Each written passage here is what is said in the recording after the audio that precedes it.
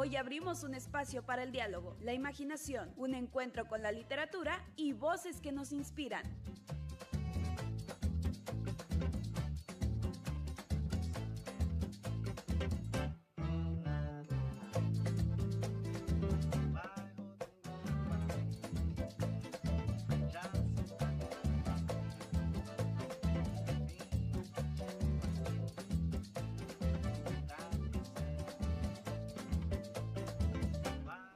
Saludos a todos, muy buenas tardes. Estamos enteramente en vivo a través de los micrófonos de Radio Nuevo León, Opus y Vive FM, directamente desde la Feria Universitaria del Libro One Leer 2026 en este bello recinto que es Colegio Civil de la Universidad Autónoma de Nuevo León.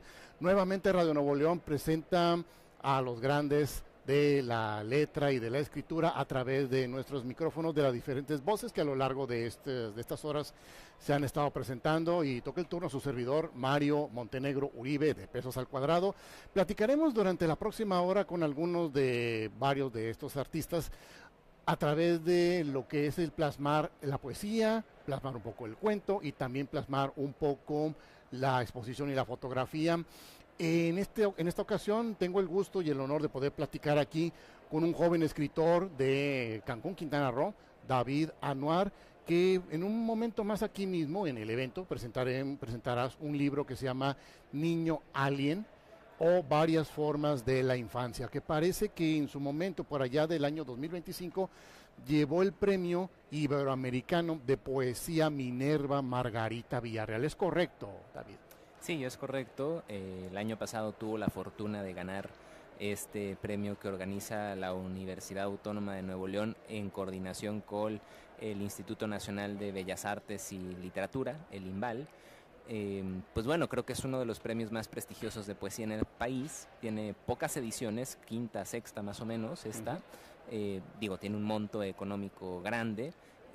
Y recibe muchos trabajos. Yo me acuerdo cuando mandé, en mi vida pensé que me fuera a ganar un premio así de grande, y yo creo que en esa ocasión llegaron más de 500 manuscritos, ¿no? Entonces, entre 500 manuscritos que seleccionen tu libro, pues yo creo que es un gran honor, ¿no? Y bueno, pues muy alegre, ¿no? De que haya sucedido ese feliz acontecimiento.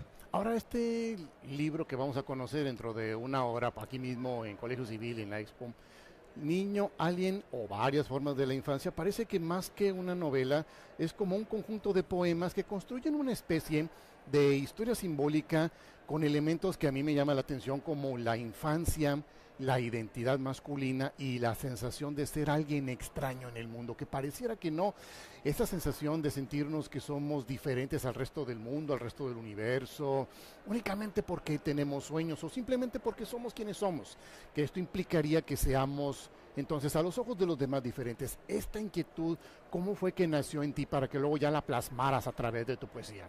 Claro, como tú dices muy bien, esto es un libro de poemas y abordo en él el tema de las masculinidades.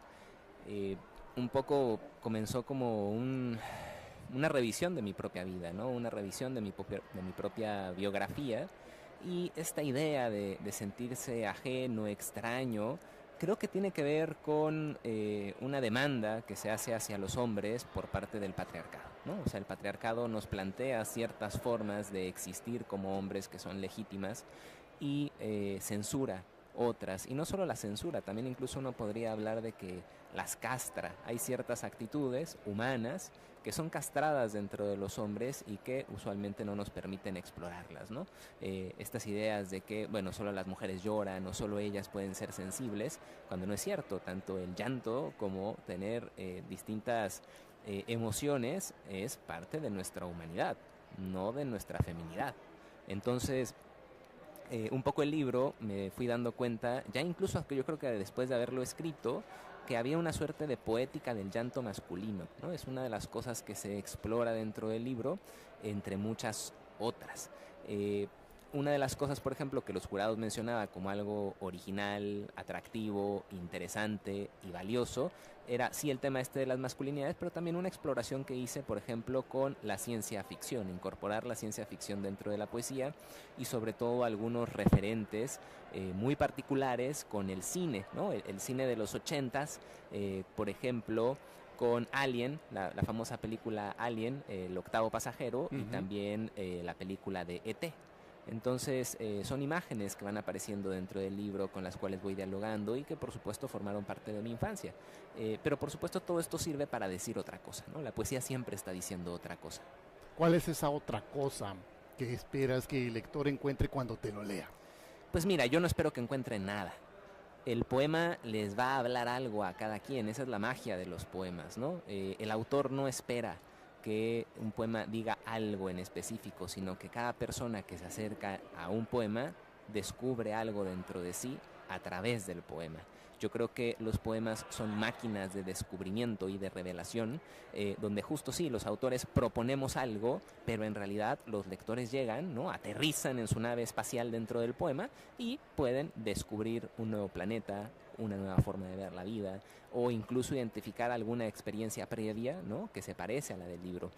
Un amigo mío que justo ha escrito la primera reseña sobre el libro, decía como no pude evitar al leer el libro de Anouar, identificar mi propia infancia dentro de él, ¿no? Y pues yo nunca escribí mi libro pensando en la infancia de mi amigo, ¿no? Que se llama José Antonio Íñiguez, pero es algo natural. Uno pone cosas dentro de un libro que de alguna forma resuenan dentro de otros y dentro de otras. Lo que sí te puedo decir es que este es un libro que escribí específicamente pensando en hombres, ¿no? Ok. ¿En hombres en general o en hombres que están buscando desesperadamente darte un sitio en el mundo en medio de un universo en donde se les rechaza ser sí mismos? Pues mira, yo te diría que hombres en general, porque sí es cierto que quizá hay hombres que ya han comenzado a cuestionar su masculinidad, pero creo que en realidad algo que a mí me ha preocupado y que me interesa es justo en general la masculinidad, ¿no? Y si este libro, ¿no? Pues logra que algún hombre empiece a reflexionar sobre su ejercicio de la masculinidad, bueno, me parece que ya será algo muy importante, ¿no? Que el libro habrá logrado. Ahora, no sé si también, porque creo que un punto que destacaremos en las páginas de Niño Alien es la búsqueda de esa guía y ese maestro que es el padre, el papá, pero que al mismo tiempo parece que no podemos alcanzarlo, que lo estiramos los brazos con nuestra alma, con nuestro amor, pero porque por más que podemos, no podemos alcanzarlo. Y esto hace mucha analogía ahorita que mencionas a E.T. el extraterrestre, porque Elliot quería a su papá y no lo tuvo en su momento, y mientras que alguien nos advierte que nadie va a escuchar tus gritos en el espacio, como que entonces el lector será alguien que está buscando desesperadamente esa guía o esa figura que por más que quiso no pudo encontrarla. Claro, y a lo mejor la guía estaba ahí, ¿no? O sea, yo creo que es el caso de muchos padres, ¿no? Que pueden ser padres ausentes, que a lo mejor son padres que están pero no están, o incluso que pueden estar, pero a pesar de ello se abre una brecha, ¿no? Con el hijo. Déjame, te voy a leer un poema. Yo sé que no me lo has pedido, pero pues los poetas nos gusta leer poemas, fíjate, y cuando nos dan micrófono, pues peor tantito. Pero yo creo que es uno de los mejores poemas del libro, es además un poema que me gusta mucho y en cierta forma toca este punto que tú mencionas. El poema se titula Anzuelos. Mi padre pesca frente a las olas. Es un pilote inconmovible. Madera cruda sobre oleaje crudo. Muelle donde respiran por última vez los peces. Yo, desde la arena y el sargazo, con mis todavía pocos años, miro con mi dedo el horizonte y las estrellas. De alguna forma yo también pesco y procuro que mi padre lo sepa. De repente, una luz baila por el cielo, gira, salta, va y viene, despide vibraciones, y yo ensueño en su claridad otra forma de la vida, hombrecillos tiernos de color verde, seres galácticos de cariño fundamental. Todo esto le cuento a mi padre, mientras mi dedo pesca los resplandores de un objeto no identificado, y con la dulzura de mi voz todavía dulce, le digo: ¿viste eso, pa? Él solo prende un cigarro y prosigue con la oscuridad y sus anzuelos. El mismo horizonte frente a nosotros nos divide. Aquella noche mi padre me dijo: los aliens no existen. Contundente. De hecho, una interpretación que me estoy llevando yo de Aquín es como si ese padre fuese una especie como de arrecife que evita que lo que esté a sus espaldas sea tocado, sea protegido, pero al mismo tiempo se enfoca tanto en proteger y en defender, que olvida amar aquello que defiende. Claro, que es como estar de espaldas, ¿no? Siempre estar viendo al enemigo que está enfrente, pero te olvidas del amigo que está atrás, ¿no? No, y si además a mí me dicen los aliens no existen, una de dos, o está matando mi propio derecho a soñar, o está diciéndome no seas tú, sé como los demás. Claro. Y que es un poco lo que la sociedad hace, ¿no? La sociedad constantemente te dice los aliens no existen, ¿no? La sociedad constantemente te dice los hombres son un cuadrado recortado de esta forma. Entonces este libro, fíjate, hace una exploración en torno a estos distintos momentos a lo largo de la infancia y la adolescencia en que los hombres empezamos a ser cortados conforme al patriarcado. A través de la escritura del libro yo justo fui explorando mi vida y preguntándome en qué momentos yo había sufrido esa herida patriarcal. Y además luego como hombres empezamos a reproducir el patriarcado, ¿no? Y comenzamos a ejercer violencia, ¿no? En contra de las mujeres, etcétera, etcétera. Entonces un poco por ahí fue la apuesta de la escritura de este libro. David, usaste una palabra fuerte un momento, dijiste que muchos de estos conceptos de lo humano se nos son castrados a lo largo de la vida. ¿Existe la esperanza de que podamos, digamos, renovarlo? De que en algún punto futuro de nuestra madurez podamos renovar esos puntos que nos fueron castrados alguna vez. Pues yo creo que sí, pero el primer paso es tomar conciencia de que uno ha sido castrado, ¿no?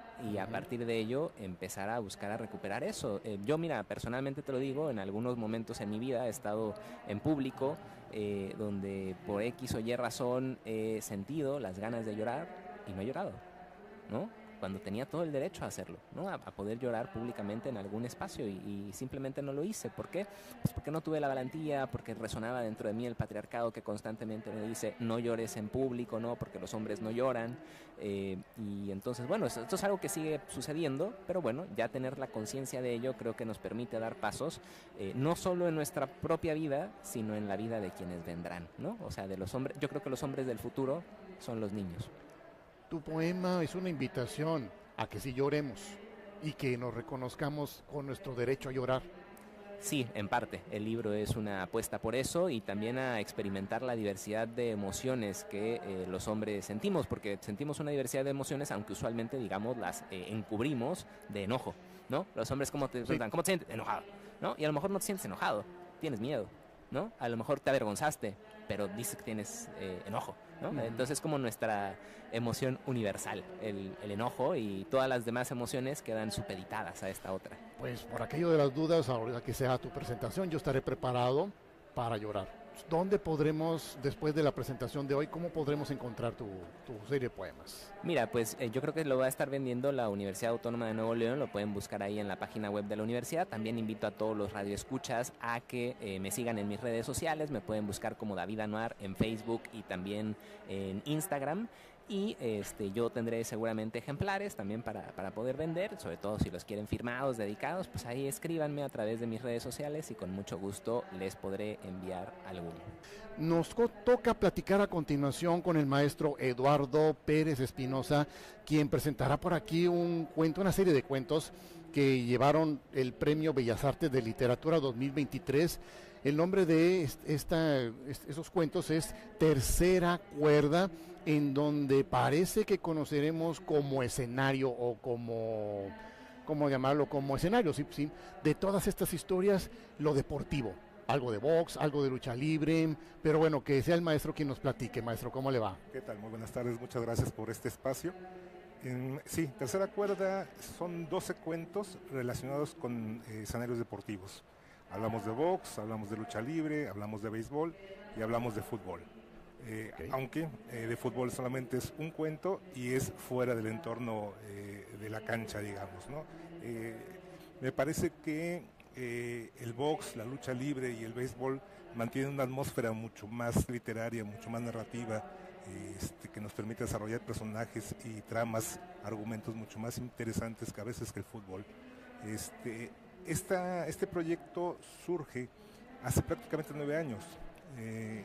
En ese 2017 tomamos un taller con Oscar David López, un taller de narrativa, y estaba la convocatoria de Conarte para participar en el Centro de Escritores.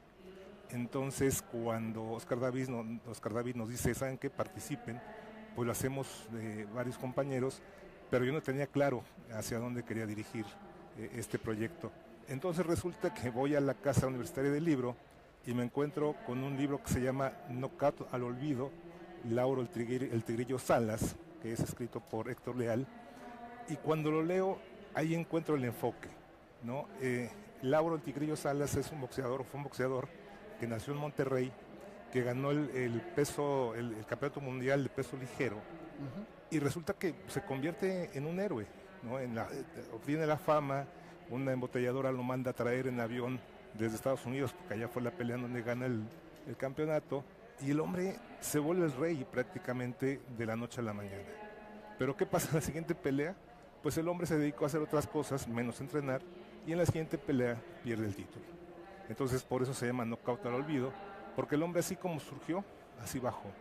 Y ese fue como que el tono que yo quería encontrar justamente en la mayor parte de estas historias. El punto central se llama Lupita Gurrola. Son 3 cuentos sobre ella de forma directa, más otro más que engloba la historia de su papá. ¿Sí? Pero Lupita Gurrola es una luchadora que está empeñada en lograr su fin. Y dentro de todos estos enfoques, de las 12 cuentos, Lupita Gurrola es realmente quien logra conseguir este empeño, ¿no? Y finalmente lo que se pretende en estas historias, en esas atmósferas, es presentar personajes que son humanos finalmente. Aquí no hay superhéroes, no hay identidades secretas ni mucho menos, sino hay seres humanos que viven, que sufren y que tienen el anhelo de ser campeones o de ganar alguna vez. Quizá lo logren, quizá no, pero ese es el empeño con el que se van enfocando. Estoy intuyendo que hablamos entonces de ocasos y caídas. Estamos hablando de que la mayoría de los personajes, a reserva de lo que tú menciones, los personajes lo consiguen, pero a lo mejor no dimensionan ese logro que han tenido y pagan la consecuencia poco después. Ciertamente, hay un cuento que se llama El Matapar, que es particularmente uno de los cuentos que más me gustan de esta serie, que es de un boxeador que mata en 2 peleas consecutivas a sus rivales, y al matar al segundo decide retirarse y dice no, ya no más. Pero resulta que el destino lo va llevando a trabajar en una cooperativa en donde el dueño de la cooperativa lo obliga prácticamente a boxear, ¿no? Y le dice, ¿sabes qué? Regresa a boxear, porque tú ganando vas a hacer que yo recupere todo lo que perdí en apuestas durante muchos años. Y en este entorno, el luchador, el Matapar, dice, o está en la confrontación interna de decir, regreso o no regreso, ¿no? Sé que soy capaz otra vez de volver a matar al que sigue, pero ya no lo quiero hacer, ¿no? Y entonces esa lucha interna es la que se va definiendo en esta historia, ¿no? Hasta llegar a un final, que bueno, yo no voy a adelantar el final, pero digo, esa es parte de la historia, ¿no? Okay. Y en el caso de Lupita, yo lo que he tratado de hacer en este libro, al igual que en el de Elvira y otras mujeres de cuento que publiqué con Laberinto y con Arte, es darle lugar a la mujer, ¿no? En el sentido de empoderarla, en el sentido de decir, ¿saben qué? Las mujeres aquí están, ¿no? Sí pueden. Y con ese sentido yo quisiera nada más leer el primer párrafo de la historia donde empieza. Dice así: pone así, paisano, a las luchadoras nos pagan una mierda, dijo Lupita Gurrola antes de iniciar la entrevista, con el rostro cansado y sus ojos mirando alrededor del café de chinos donde íbamos a desayunar. ¿Sí? Entonces, Lupita Gurrola es una luchadora no solamente en el ring, ¿no? Sino en todo su entorno, porque ella tiene 2 hijas y la pelea diaria es conseguir el bienestar para ellas, pero también conseguir lo que también quiere ella, ¿no? Quiere ser luchadora y que ser campeona. Entonces, ¿qué destaca en estos cuentos? ¿Destaca él o la deportista o el ser humano? Creo que al final de cuentas es esa fusión, ¿no? Esa fusión, ese anhelo. Hay un propósito en la vida de todos, creo, ¿no? Y entonces ellos, el propósito y su voluntad es ser deportistas. Lo pueden lograr, no pueden lograr su objetivo, pero el esfuerzo siempre lo tienen presente. Hay otro cuento, por ejemplo, que se llama La familia Loperena, donde se trata de un personaje que está en un estadio de béisbol y el hombre dice, ese es mi hijo, señalando a un jugador, y resulta que no es su hijo, ¿no? Pero él siempre trae esa fantasía de decir, ese es mi hijo, porque él ya no puede, o sea, él tiene una pierna lastimada y nunca pudo jugar, ¿no? Entonces es como esa idea de, ese es mi hijo y esa es mi herencia, ¿no? Entonces son personajes que pueden ser quizá muy derrotistas, pero al final de cuentas no dejan de estar en ese empeño por lograr lo que quieren. ¿Por qué elegiste estos deportes en particular? Porque somos una sociedad en donde comemos, dormimos y respiramos fútbol, soccer, pero ya es más poco común que si el béisbol, que si la lucha, que si el box. ¿Por qué estos deportes? Porque me parece que surgen más de la raíz popular. El béisbol, el box, sobre todo creo, los luchadores o los boxeadores salen de lo más profundo de las raíces del pueblo. ¿Sí? Son gente que sale de carencias y de pronto se encuentra con todo el mundo abierto, ¿sí? En lo que son cuestiones materiales muy atractivas, pero también muy traicioneras. Entonces creo que esos tres deportes son parte de esta esencia popular, ¿no? Y nos da más atmósfera para desarrollarlas. Si un muchacho, cualquiera de quienes nos escucha o nos vea por internet, quiere hacer una vida en el box o en el béisbol o en la lucha libre y lee tus cuentos, ¿qué esperas que pase con esta persona? Pues yo esperaría que se centre, ¿no? Y que diga hasta dónde quiere llegar, ¿no? Y cuando sepa hacia dónde quiere llegar y lo haga con ese empeño y con esa idea y como un sueño logrado, lo va a obtener. Muy bien. Ahora, cuando leamos tus cuentos, veremos vocabulario y terminología de estos deportes para que también vayamos aprendiendo sobre los deportes en cuestión. Fíjate, bueno, en este sentido yo quisiera nada más retomar algunas partes que dijo Ramón Alvarado, que era parte del jurado del Premio Bellas Artes en ese entonces, donde justamente decía que lo que les llamó la atención era la novedad en la parte narrativa, ¿no? Mantener una línea temática, una consistencia, en este caso sobre los deportes, e hilar los cuentos hasta llevarlos a otros terrenos, dijo Ramón Alvarado en ese entonces. Hay dosis de humor, sí, pero también hay muchas dosis de tragedia, de alguna forma. También refería a las técnicas y manejos narrativos, no es solo contar, sino el uso adecuado del lenguaje, que es lo que tú mencionas, y que justamente creo que el jurado en ese entonces visualizó en este proyecto que les presenté, nuestra propuesta literaria que presenté. ¿Y por qué en particular los 90s? Fíjate que yo tengo una aversión absoluta hacia los adelantos tecnológicos. Creo que los adelantos tecnológicos nos limitan en ese sentido, en muchas situaciones nos limitan demasiado. Y creo que vivir en esos entornos en donde la tecnología estaba mucho más básica, digamos, nos permite dar una atmósfera muy distinta. Y va también en relación a un cuento que se llama San Valentín sin límite de tiempo, que se refiere a unas cartas que se envían un luchador con otro, que uno lastima al otro, y entonces empiezan a mandar cartas, ¿no? A decir, oye, ¿sabes qué? Discúlpame, no me fue mi intención, y el otro diciendo, no, sí, claro que sí lo hiciste a propósito. Y entonces se van mandando cartas, obviamente con diferencias de un mes más o menos en lo que llegaba una y se contestaba, hasta que al final va a ocurrir algo, porque las cartas finales no llegan, o las penúltimas cartas no llegan, y entonces eso hace que cambie toda la historia, que dé el giro de tuerca en ese momento y pase algo, ¿no? Pero todas las historias giran en ese entorno en donde la tecnología no sea el puntal para decir, me mandó un mensaje de texto, me mandó un WhatsApp o algo así, ¿no? Un Zoom, no, nada de eso. Ok, sí, ahorita si fuera el caso, pues yo por medio de WhatsApp le digo a mi enemigo de que se va a morir, pero en ese caso, sí, en los 90s, aún si yo hiciera, hablando un poco vocabulario de los años 90s, que yo usara el WordPerfect o el Microsoft Windows y esas cosas, que no teníamos el internet que hoy tenemos, que soñábamos con esa tecnología y quizás soñábamos con darle el uso de cómo poner en su lugar al enemigo con la tecnología, tal como ya pasa hoy.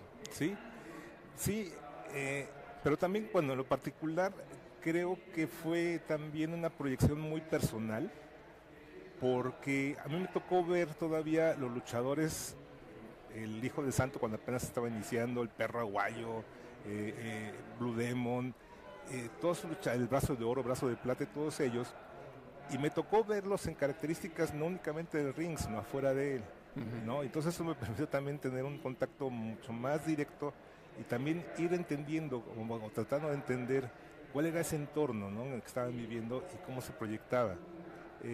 Por ejemplo, el cuento de Descuido de Guardia es muy particular porque se desarrolla durante la época revolucionaria. Y Y en ese sentido va una cuestión histórica, porque se supone que se desarrolla durante la huida de Pancho Villa de la cárcel en la Ciudad de México, donde está encerrado. Sí. Y este momento del box que se va a dar es un descuido justamente para que él se pueda fugar, ¿no? O sea, la fuga históricamente sí existe, pero obviamente la narración en ese sentido pues es completamente ficticia. Como una cortina de humo, como cuando a veces nos peleamos para que otro se vaya. Exactamente, es una cortina de humo completamente. Un asistente de Villa va a convencer a una persona que boxea para decirle, oye, ¿sabes qué? Necesitamos que distraigas a todos los celadores para podernos fugar, ¿no? Y entonces esa es la idea. Maestro, nos quedan unos minutos, pero ya, ¿cómo podemos conocer y ver tu obra, tu cuento, Tercera Cuerda? Tercera Cuerda está en la Casa de la Universidad del Libro, está editada por la Universidad Autónoma de Nuevo León. No sé si también el INBA lo vaya a colocar en sus espacios, en lo que es el Fondo de Cultura, pero por lo pronto, por ahora, en la librería de fondo de la Universidad Autónoma de Nuevo León, ahí está el libro de Tercera Cuerda. ¿Podemos decirle a nuestros amigos de la Facultad de Organización Deportiva que no se lo pierdan? Claro que sí, creo que es un libro que les va a gustar, creo que es un libro que sí atrae. Y sobre todo por la fuerza de los personajes y porque también finalmente van a lograr una cierta empatía con alguno de ellos. No, y sobre todo porque los deportes y las artes se llevan bastante bien en literatura, en cine, hasta en música. Hay tanto de qué hablar, por decir La Danza de las Mil Islas de los Luchadores, una canción de 1985 que, bueno, es bastante lo que podemos aquí mencionar sobre ese tema, pero entonces estamos al pendiente y yo voy a querer mi ejemplar y cuenta con ello para que también nos empapemos un poco. Mi luchadora favorita siempre fue Marta Villalobos. Ok, no, pues sí, una de las clásicas, ¿no? Sí. Una de las clásicas de la lucha libre mexicana. Oye, maestro Eduardo Pérez Espinosa, pues muchísimas gracias por esta oportunidad de platicar, fue muy ameno y pues me quedo al pendiente de la tercera cuerda y hasta cuando vuelva a sonar por aquí la campana del ring. En esta ocasión tengo el gustazo y el honor de platicar con un ciudadano del mundo, pero nuevoleonés de origen, David de la Cruz, que ha presentado y que estará presentando durante estos días una exposición llamada Paisajes Compartidos, que hay muchísimo que observar, pero nadie mejor que nuestro invitado David, que nos pueda por aquí platicar sobre lo que vamos a conocer. David, buenas tardes, ¿cómo te va? Gracias, muy buenas tardes por darme la oportunidad, por tomarme en cuenta. Estoy muy contento, muy agradecido con las autoridades de el máximo recinto cultural de Nuevo León. Me refiero a Colegio Civil Centro Cultural Universitario. Quiero agradecer principalmente al doctor José Javier Villarreal por esta oportunidad que me dan, a Pablo Cuellar junto con su equipo de trabajo, que formaron un espléndido trabajo junto con el curador de arte Julio Castro Castillo. Estoy muy contento y muy satisfecho, de verdad. Es para mí una gran oportunidad mostrar esta retrospectiva de 25 años de trayectoria y que mejoren el mejor recinto cultural del estado. ¿Cómo no? Yo me he fijado, David, de que tú eres un observador del entorno urbano, sí, claro, pero tienes ese toque de poder observar más allá, como si fueran nada más los edificios y las cosas, pero como si tuvieras el don de la Matrix, de que puedes ver más allá de solamente el edificio, solamente la calle, solamente los carros que pasan. ¿Cómo fue que nació en ti esa idea de observar más allá de lo, como decían los Thundercats, más allá de lo evidente, claro, para que luego ya encuentres ese Monterrey, en este caso, ese Monterrey que nos guste o no lo vemos todos los días, ese Monterrey que nos guste o no queremos ver? Claro, principalmente estudié fotografía cuando tenía 19, 20, 21 años. A los 20 años yo ya sabía perfectamente bien cómo manipular una cámara reflex 35 milímetros Nikon FA. Y a mí me tocó esa transición entre la modernidad y la posmodernidad, donde la fotografía se transformó, donde la fotografía comenzó a tener más alcance en lo que ahora llamamos un dispositivo móvil. Pero antes la fotografía era algo muy sagrado, lo sigue siendo, pero antes era comprar papel fotográfico, tener una ampliadora, saber revelar, imprimir. Entonces yo ya tenía toda esa escuela. Si tú ves, por ejemplo, mis paisajes urbanos principalmente están desarrollados por un trabajo antropológicamente fotográfico de un estudio de mercado. Tu pregunta es, ¿qué veo más allá? Yo cuando salgo de mi alma mater, yo renuncié a todo, porque yo ya era un gran fotógrafo y yo dije, a ver, vamos, yo ya visionariamente, futuristamente, yo ya veía el devenir de esta transformación de la ciudad. Imagínate lo que fue para mí en el 2002, 2003, renunciar al óleo, renunciar a todos los colores y de pronto agarrar un lápiz y hacer un paisaje urbano como si fuera un sketch, como si fuera, claro, con una gran dificultad al hacerlo, pero yo ya veía transformar el desarrollo. Nosotros como artistas somos testigos de nuestro tiempo y de nuestro espacio. Entonces yo ya veía venir cómo las ciudades se comenzaban a desarrollarse. Entonces entré a mi primer Bienal Nacional, que fue Bienal Nacional Arte Emergente. Yo quería participar, pero no me imaginaba que iba a ganar una Bienal Nacional, y menos con 2 piezas en blanco y negro, con una frase de un pochismo ahí, como una cosa burlándome, todo blanco y negro y unas letras rojas. Y bueno, también he tenido buena suerte porque hay algunos artistas que se han perdido en el tiempo, ¿verdad? Porque rescataste una esencia básica del Monterrey de años que te ha tocado ver, tanto como en el de hoy. Rescataste algo. Sí, no es lo mismo, como bien lo comentábamos ahorita que estábamos en la inauguración de mi exposición, que tuviste el gusto de apreciar, de acompañarnos.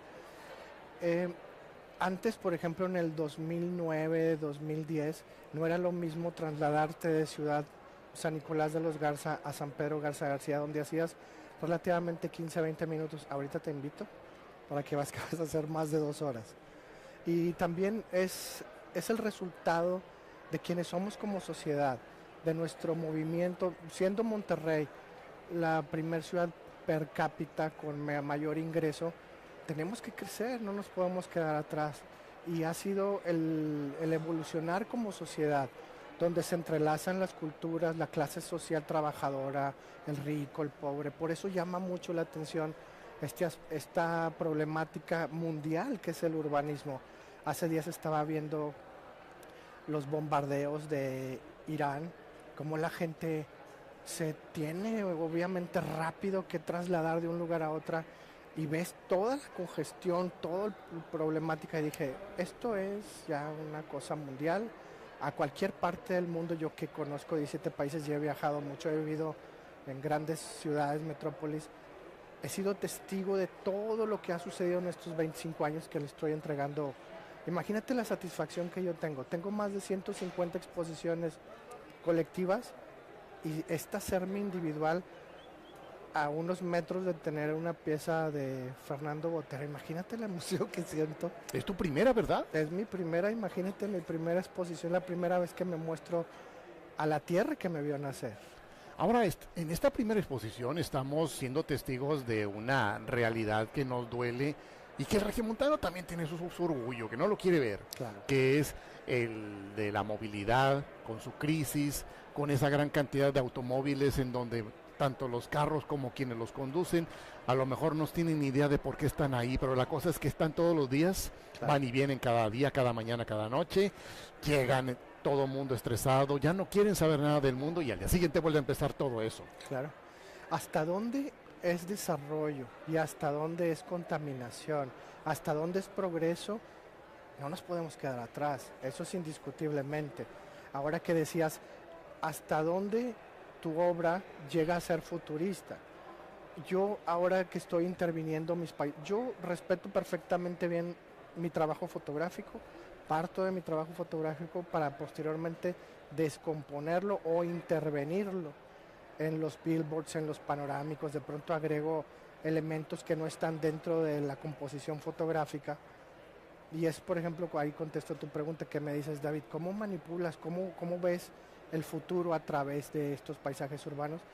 Por ejemplo, ahorita la pieza que más controversia ha causado es que ves a Donald Trump en una de mis obras, cuando antes de que Donald Trump tomara posesión de la presidencia de Estados Unidos, amigos míos que son testigos de mi obra decían, David, es que yo vi, por ejemplo, Hernando Sóstenes Garza, me dice, yo fui a tu estudio todavía no estaba Trump y tú ya habías puesto allá a Donald Trump en un socavón en Gonzalitos. Nadie sabía que se iba a abrir un socavón, por ejemplo, en San Pedro Garza García, y todo ha sido como un presagio, como, no sé, he aprendido yo también mucho, conforme futurísticamente voy viendo el desarrollo. El arte tiene que ser universal, como bien lo mencionábamos en la sala ahorita, porque no te puedes quedar en lo local, porque si no te quedas en el ranchito. Pero ahí es donde interviene la parte artística de concepto, donde le das otra dimensión al estudio antropológicamente fotográfico que vengo realizando. Uh-huh. Ahora, como futurista o como alguien que quiere dejar un plasmado de advertirnos sobre cosas, no sé si tú tengas el mismo problema que tuvo Cassandra, la hermana de Paris, en el sentido de que cuando decía, nadie te va a creer, dirás las cosas que se hacen, pero nadie te va a creer. ¿Te ha tocado ese desdén cuando has mostrado eso que tú sabes que pasará, pero no te hacemos caso y ¡zas! Sucede? Sí, claro, y también es arriesgarse, y el arte también es arriesgarte. Como te comentaba anteriormente, nadie apostaba en el urbanismo. Yo soy el máximo exponente del urbanismo en todo el país, me lo han dicho, y en realidad he venido estos 25 años retratándolo. Si me dices, David, ¿qué sigue? Yo no podía irme a Ciudad de México, que es lo que estoy por hacer ahora mismo, irme a tomar un estudio fotográfico, porque no tengo las ganas de irme a vivir a Ciudad de México, ¿verdad? Con respeto a los capitalinos. Yo soy regio, como todos nosotros, pero sí, antes de yo salirme de mi ciudad, de la tierra que me vio nacer, yo tenía que entregar estos 25 años de trayectoria, ser testigo de todo lo que está sucediendo en mi tierra, y no me podía salir porque Avenida Gonzalito, siendo nuestra principal arteria de ingreso y de salida de nuestro estado, yo tenía paisajes urbanos, pero no tenía los 5 carriles totalmente saturados de norte a sur y de sur a norte. ¿Cómo te quieres ir a Ciudad de México? ¿Cómo te quieres ir a Guadalajara si tienes paisajes urbanos donde, pues relativamente un paisaje urbano que hice en 2009 no es el mismo tiempo que ahora tenemos en 2026, donde ahora sí estamos al top? Ya ahora sí digo, se acabó Monterrey. Se acabó, me refiero en el lado amable, el decir, me voy a dar una pausa. Yo no puedo dejar de pintar mi tierra, yo aquí nací como todos nosotros. Con una diferencia, porque a diferencia de tanto regiomontano, David de la Cruz tuvo la valentía de haber roto las paredes de ese confort regio que todos tenemos.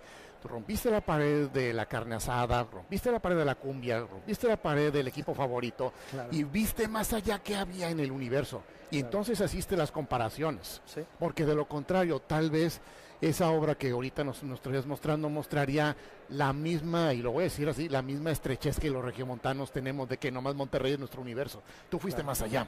Sí, sobre todo también tengo algunos dibujos donde he ido a los estadios, y también urbanismo, como bien lo mencionas, no nada más son los carros, es la cantidad de gente caminando sobre el estadio.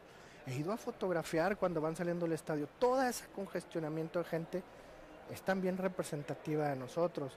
Olvidémonos de partidos, de colores, de etnias, sobre todo nuestro estado, Nuevo León, sobre todo Monterrey, que tenemos haitianos, tenemos venezolanos, tenemos colombianos.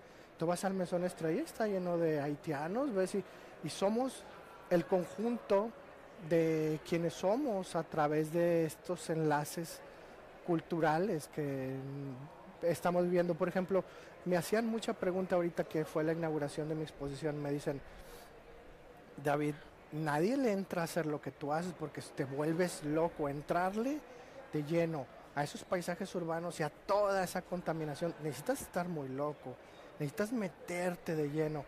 Y obviamente el paisaje urbano más grande que vas a encontrar aquí mide 5,70 metros. Es prácticamente una cosa enorme. Y cuando estoy en esos bastidores tan grandes, llega un punto en el que enloqueces y dices, tengo que salirme de esto. Te vuelves loco. Lo que hago es estoy interviniendo basura ahora. Tengo una serie que se llama Qué basura y qué pinche mugrero, que está hecha a partir de desechos humanos. Y son pedazos de cajas de cornflakes y todo eso. Cuando estoy saturado, imagínate tener un bastidor aquí de 5,40 metros y estar así 2 años teniéndolo aquí, vas a enloquecer. Pero ¿qué ha sido lo más peligroso de meterte a este mundo? ¿El observar ese caos, ese mugrero, ese basurero, o observar al regiomontano que defiende eso? Las dos cosas, es una simbiosis, es una dicotomía de las dos cosas.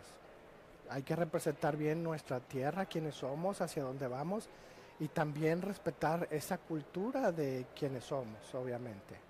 Me doy el permiso de, como bien te decía, a mí me dice, por ejemplo, el curador de la exposición, David, tu obra es impactante, tu obra es maravillosa, digna de cualquier museo. Más sin embargo, ves pues que son obras que a lo mejor nadie tiene 300,000 pesos para comprar una obra, o a lo mejor 1,000,000 de pesos para comprar una obra, pero a lo mejor sí tienes para comprarte un dibujo de 600 pesos, de una caja de cornflakes, y eso es, como bien dice Julio Castro Castillo, el curador de arte, dice, aterrizas muy bien tu pieza de museo con lo que estás haciendo con la basura.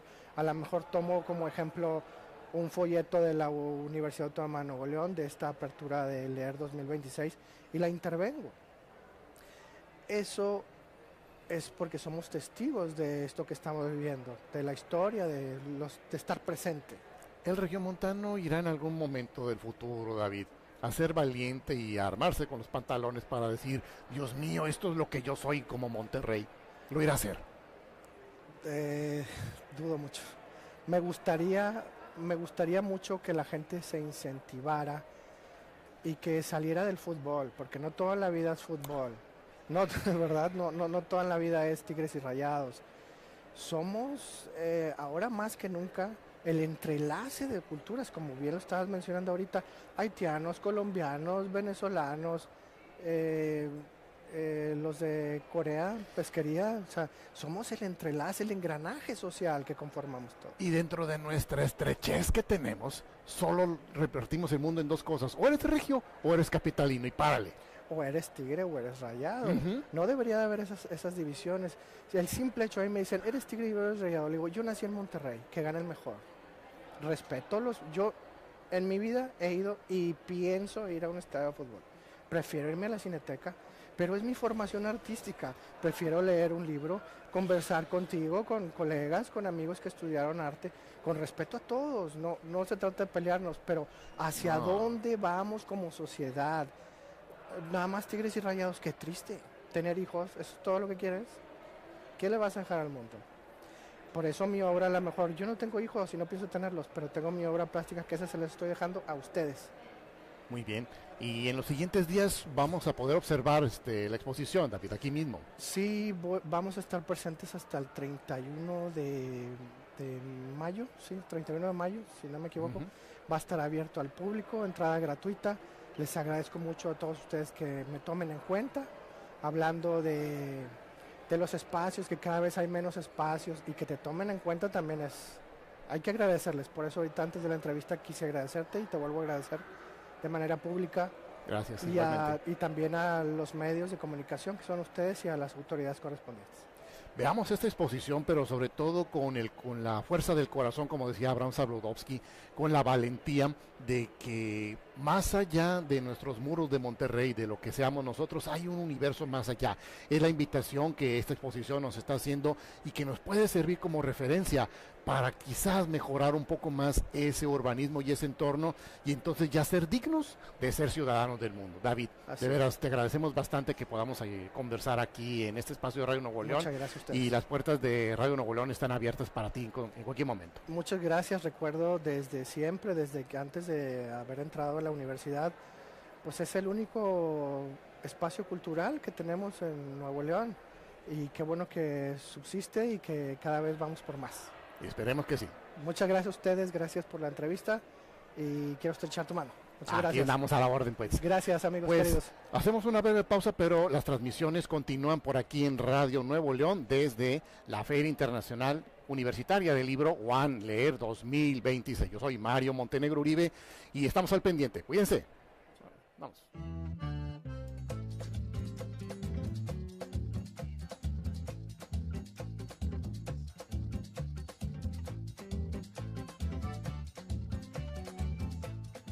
Leer 2026. Seguimos en esta transmisión especial desde UAN Leer 2026.